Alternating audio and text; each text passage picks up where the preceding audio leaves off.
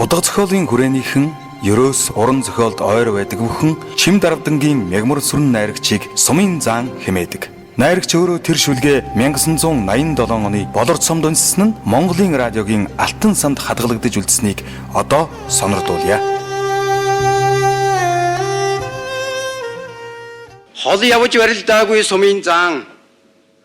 хот орж зодоглоогүй сумын заан, армийн 3 жил хил дээр зогсож аз дутаж алдарт ороогүй сумын заан, ардын хувьсгалын их баяр наадмаар аваргуудыг араажвар цоллоход өөрийгөө нь цолсон юм шиг баярлдаг, уян алгаддаг сумын заан,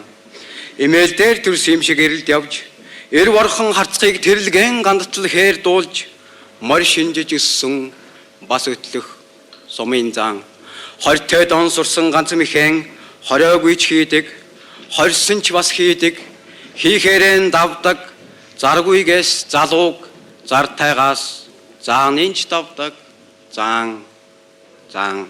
ганц тэрмэхэн гар дунгуй моднын жилийн наадамд ногт ганцгалж ирсэн хөрс сумын хөрстэй хүргэр цөстэй хүрэн ирийг хүсэл бардам зан хүүхнүүдийн харж засуултай ч бас хамт дунгуйлдж хайчхаад манаатай хөө гэж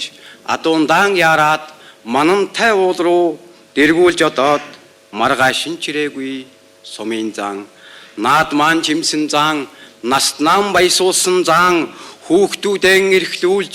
хүзүүн дээрэн мордуулж сурилдэж адуу диллэж сумандаал барилдсан заан, заан, дээс алхаж барилдахаарод бол дэвжэн үгүйлэх сумын заан, өөд өксөд зодгол хоороод бол өвөгдөн уйдах сумын заан.